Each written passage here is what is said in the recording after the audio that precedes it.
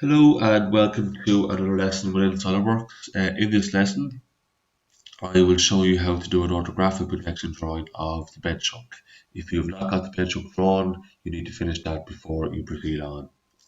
So I will close that, and following on from our first lesson, what I want you to do is open up the blank drawing that we did at the start. So for me, it is in my SOLIDWORKS lessons folder, and I want you to open up a blank drawing and double click that to open it up. So now you can see that following on from our previous lesson, we do not have to go about drawing our title block and our border. We already have it done. But what I want to do is I want to make sure I save this in lesson 2. So I will go File and Save As. And I want you to go back into lesson 2 and we will call this bench hook.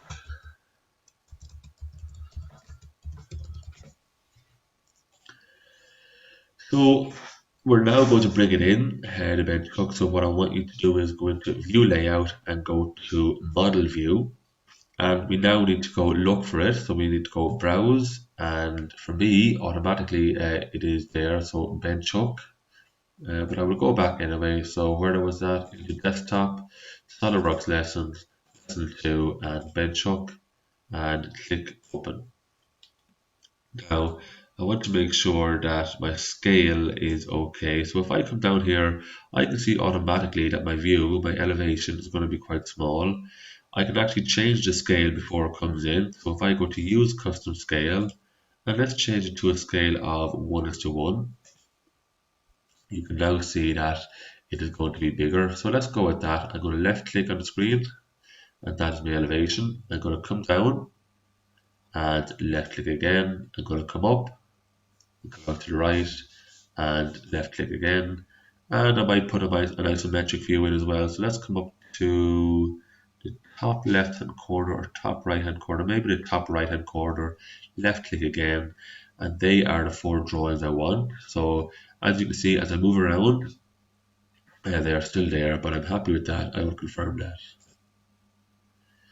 So I want to bring this down a little bit, so I will come down until it comes orange. I will press and hold the left mouse button and bring it down. Now there will be a small bit of maneuvering around here, so I'm going to move these over, remembering that only with my elevation or main view can I go up and down. I might bring this up a little bit closer and just bring it in towards the left.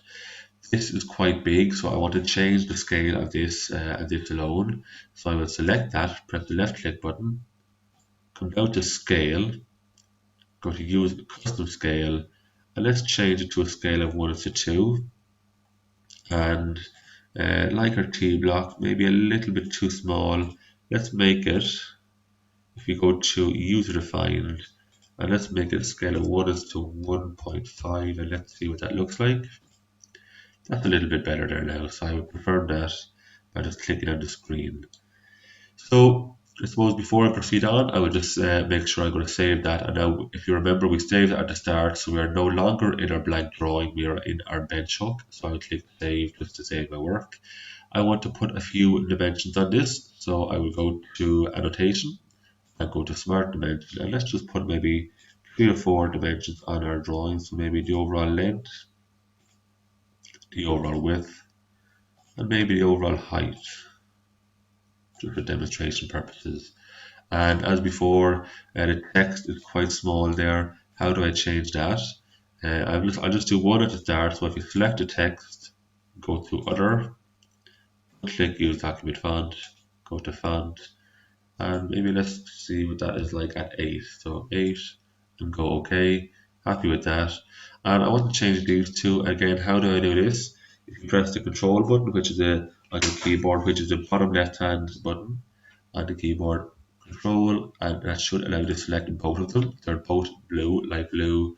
Other, unclick Use Document Font, make that a size of 8, and they're both bigger now, so I might need to drag them out a small bit then. I also want to add a little bit of an annotation that says the elevation plan and end view. So note, left click underneath our elevation and type in elevation. And to me that looks quite small. Let's change the size to 20, and confirm that. Now what I might do is move it down a small bit so we have room. What I might do actually is move it down to the bottom so I have room for my elevation text there. Let's go annotation again, or note down here and type in plan. Double select it to make it bigger, size 20 maybe, and confirm that. And one more over in our end view over here, EMG and select it all to make it size 20 and confirm that. Now I will save that there as well. And what I might do is I might add a little bit of color to this. So I'm going to select it and I'm going to go shaded with edges. So if you remember in your original drawing, you may have changed the color of it. For me, it is still gray. So what I might do is I want to add a little bit of a wood effect to this. So I'm going to save it. And for the moment, I'm going to open up my part of the bench hook. Double click on the bench hook. I'm now back into my original drawing, and what I want to do is add a wood effect to this. Why? Because generally a bench hook is made out of wood. So I will go to appearances, save the decals, appearances, organic material, wood, and pick whatever you want, maybe beech of some sort. So polished beech, because it's generally made out of beech. Double click that, and my object is now beech. I will save that. I'm going to close this, and you can see that automatically my bench hook is now beached there like that. So I'll save that.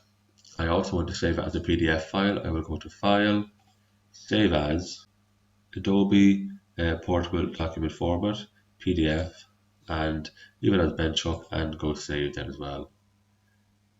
So I can close that, and what I'll do is go into my folder again, Mr. Kirwan SolidWorks Lessons, Lesson 2, and we should now have 3 files, and that is ultimately what I want you to aim towards. I want you to aim towards having 3 files, the part, which we did at the start, then the bench hook drawing, which we've just done, and finally we converted that into a PDF file.